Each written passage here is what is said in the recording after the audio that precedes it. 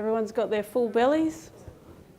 The afternoon session, it's a hard one. So I thought what we might do is we'll mix it up this afternoon. So we have 7 of our members that are going to join me on the stage one by one, and I'm going to interview them. Some of them are over here, and we've got Shadrack over here. So what I'm going to do is I'm going to invite these guys on stage, and I've given them early warning of 4 questions, but I've actually got a list of around about 15 that they don't know about. So there's a little bit of preparation that they've had time for, which is the right thing to do. They don't want them too nervous, of course. But what the intent behind this is, it's going to give these guys the opportunity to talk from the heart and talk about their own experiences and their own situation, their own background potentially. And I don't know how they're going to answer it, and perhaps they don't know either, but until we get them up here. So let's get started and see how we go. So Shadrack, would you like to join me on stage? Do I need to give the disclaimer, Shadrack, that you're suffering from jet lag at all, or? Yeah, please. So if I start rumbling, this is what. So we're going to have a timer here for you to have a look at as well. Okay. So Shadrack, you've been. Wow. I wasn't kidding, right? Okay. I did say right. Okay, so Shadrack, you're currently working in Vienna, Austria, and you've been in Washington, D.C., USA. You've managed the information systems with Mr. Nelson Mandela's post-presidential office at Nelson Mandela's Foundation. You've been in Johannesburg, South Africa, Botswana, Barbados, Canada, South Africa, USA, Kenya, Canada, and South Africa again. How's your frequent flyer points? Yeah, I'm working on that. I'm still bronze on Qantas. I don't know why. I think I need to be invited more often. But at least I'm silver and gold on others. So that's good. You're definitely an international man of mystery, are you? I am, but I haven't watched all the movies. So what was it like working with Nelson Mandela? That was interesting. It was, so I joined the Nelson Mandela Foundation because the person who was responsible for the records, Mr. Mandela's records, said they have an EDRMS which nobody uses. An interesting fact. I don't know whether this happens in your institutions. Yeah, no, it doesn't? Okay, most people are doing this. So I think the 2 of you are the only people who are doing it. Yeah, so, and what had happened is the company, and I won't mention the name, basically gave the foundation the EDRMS because they wanted to shake his hand. And that's how they got it. That's how they acquired it. They didn't pay for it. They didn't ask for it. A company comes in and says, can we shake his hand? And here's an EDRMS. You should use it. Okay. So Vern, who was my colleague at the time, came in and said, look, nobody uses it here, so please come. And I started as a part-time person. I talked to a couple of people here who are working on contracts. That's literally how I started at the Nelson Mandela Foundation. And then over time, got into more other things, eventually became responsible for all the information systems and communication and the website, the portal, and so on. So yeah, that was an amazing experience. I have never worked as hard in my life. But that's been the most fulfilling job I've ever done.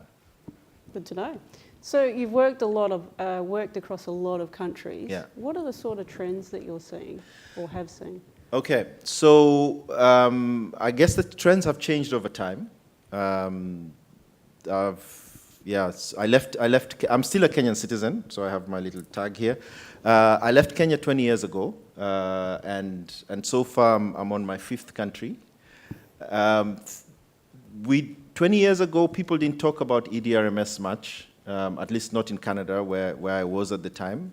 There was lots of paper, lots of challenges around paper.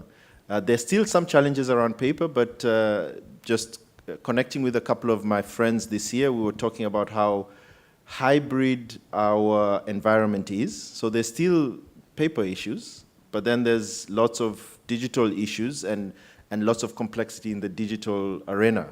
And this is how we came about a couple of years ago into enterprise architecture and trying to figure out whether we're dealing with spaghetti systems or we are a little more structured. That's one of the things. The other thing that has come in from our information technology colleagues has to do with information security.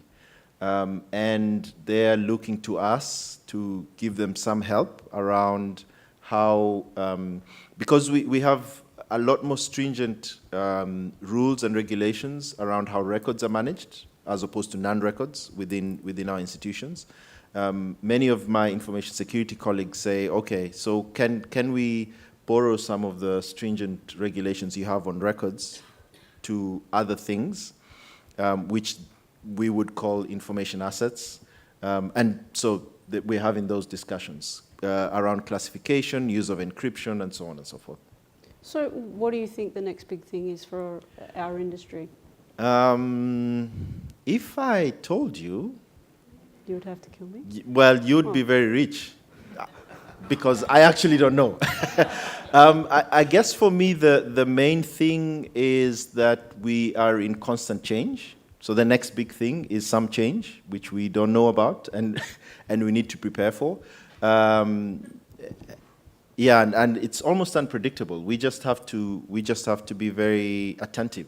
That's my sense, because 11 years ago there was no Facebook. Now there is, and we have to deal with social media and other things where records are being generated. I wouldn't have predicted this 12 years ago. So I guess for me, the next big thing has to do with us continuously preparing for change. Okay. So preparing for change, how do we do that? Come to the next conference.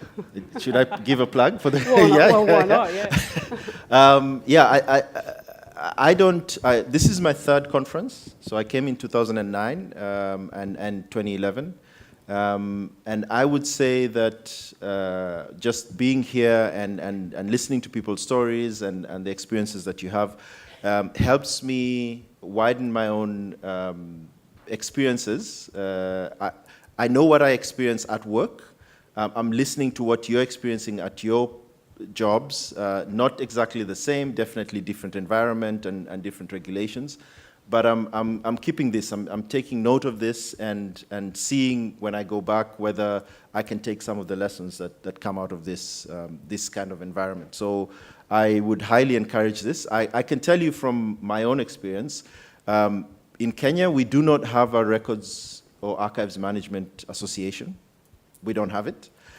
There's one in South Africa, and it's mostly the Archives Association.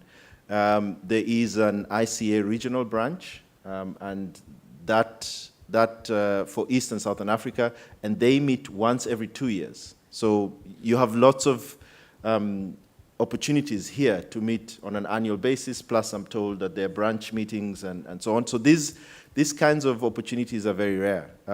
So take advantage, I would say, from my experience. Fair enough. Best advice you've ever received? Okay, can I plug in Kenya now? Yeah. All right, so Kenya's known for many things, and one is that we have lots of marathon runners. And one of my friends told me this. He's not even Kenyan. He told me this. He said, life is a marathon, so you need to pace yourself. And then he said, and you're Kenyan, you should know this. And that's something I've reflected on the last, I'd say, 15 years. Because there's lots of things to do. There's always lots of things to do. Your attention is called to various things, and you need to know what you want to do now and what you need to do later, and how to prioritize yourself, and so on. So that's what I'd say. Best job? Nelson Mandela Foundation. Worst job? I wouldn't mention the country, but I lasted 3 weeks. I lasted 3 weeks, and I had to quit. What were you doing? I was told that I was going to be a quality assessment staff member for a software company. And when I joined, my boss said, well, look, we haven't finished building the software. So it's an archives management system. We haven't finished building the software. So we'd like you to familiarize yourself with all our clients. So here's a list of our clients. These are the phone numbers, and you need to call them and just introduce yourself, which I did for the first 3 days. And I'd gone through the list of clients. And then he said, well, I'd like you to sell them this software. And I said, but it's not finished. Yeah, just sell it to them. Yeah, I decided I'm not staying there. So that was my worst job. Fair enough. What do you do to relax or have fun?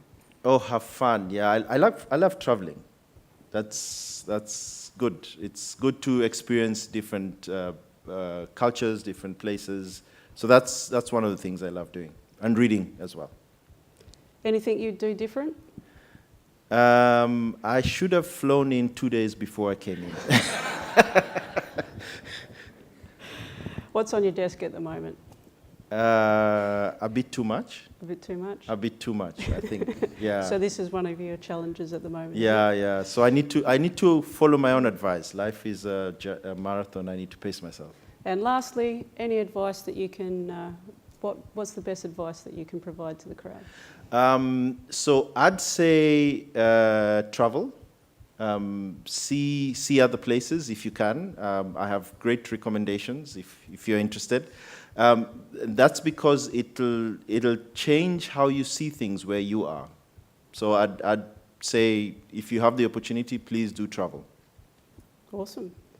Seconds to go. What does a normal day look like for you? It usually starts with me trying to get out of bed, and then me struggling to get back into bed at midnight. Fair enough. All right. Yeah. Thank you. Thank you very much. Thank you. Awesome. All right, Anne.